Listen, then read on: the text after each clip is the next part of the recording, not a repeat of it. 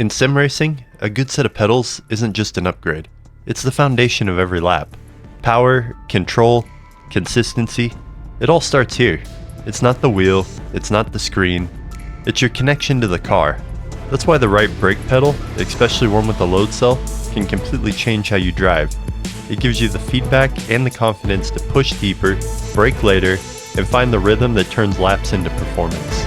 And that's why for today's video, I partnered with Apex Sim Racing so that we could test the Simagic P500 pedals and see if they're actually worth it for entry-level sim racers. Out of the box, it's clear the P500s punch a bit outside their price range.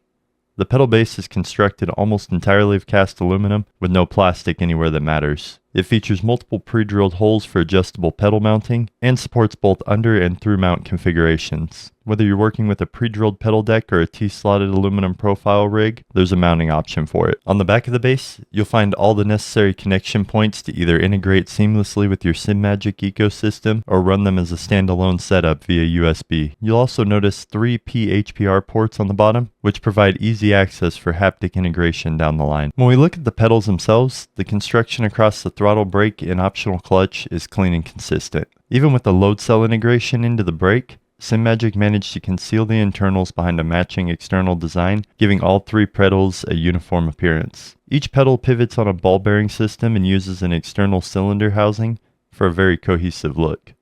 The pedal arms are made from a sturdy cast aluminum, and each is fitted with a well-machined CNC aluminum faceplate that's both durable and adjustable. Faceplate adjustments are handled via 2 front screws for horizontal and vertical alignment, and a rear bracket that lets you fine-tune the pedal's angle to suit your driving position or your rig setup. Both the throttle and clutch use a Hall sensor for input detection, while the brake pedal supports both a load cell and Hall sensor option, but I can't for the life of me figure out why you'd want to use a Hall sensor even for casual sim racing. The load cell is what gives you that real-world braking feel. And after all, isn't that the whole reason we stepped away from the potentiometer base kits? As for the optional clutch add-on, it does have that linear travel typical of your entry-level sets.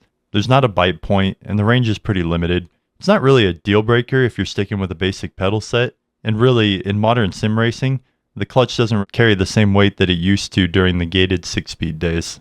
It's still a feeling that you'll definitely miss though if you plan on slamming through some gears in a road drift or rally car. As I mentioned previously in the video, Simagic's incorporated a quick change mechanism, making swapping the springs on the P500s fast, simple, and completely tool-free. Here's how it works. Start by releasing the rear of the pedal arm from the notch section at the back of the pedal base. With a little pressure, you can twist the entire assembly off by hand. No tools needed, just controlled force. Once you've removed the assembly, unscrew the cap at the top of the spring cylinder, remove the current spring, and drop the new one in. Tighten the cylinder cap back on, then twist the assembly back into position. Finally, compress the pedal slightly and lock the rear back into the notch section. The whole process takes about a minute, and it makes spring tuning a breeze compared to the traditional pedal designs. Now, as I previously mentioned, installing these pedals was a breeze. I used the through bolt option to mount directly to my aluminum profile rig. Thanks to the sturdy build quality, I only needed to use 2 bolts, which was super convenient since I didn't have to reorient my pedal deck for this test. Once you've got the hardware sorted, you're going to want to install Simagic Sim Pro Manager before connecting the USB to your PC. The software is pretty user-friendly, and it makes it easy to fine-tune your pedal sensors.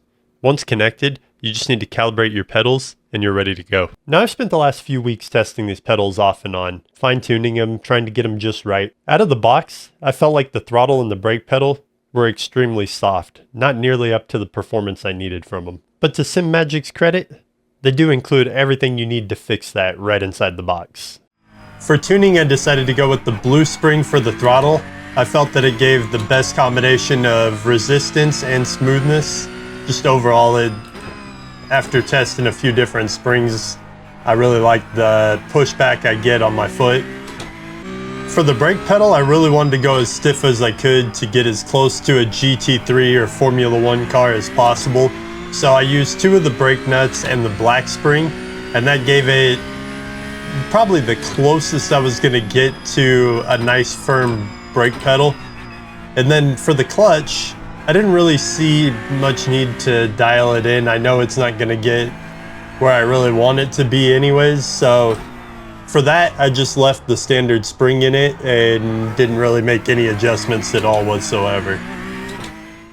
With these changes, this entry-level pedal set actually feels really good. The adjustability makes it easy to adapt to, and the level of control is honestly on par with some of the higher-end pedal sets I've used. Simagic's use of the 100 kilogram load cell brake sensor is definitely the standout feature on this set. It offers better braking precision than many, if not all, of the entry-level competitors. Of course, the feel, travel, and micro detail aren't in the same class, but for the price, the performance is pretty impressive. Now, in order to really put these pedals to the test, we're going to go to Road Atlanta, where my consistent lap times are usually between 120 and 122, and find out if I can beat my best lap time, or at least match it, using an entry-level pedal set. Now, typically it takes me 3 or 4 laps to hit optimal lap time, so I'm going to get warmed up, and then I'll show you guys the result.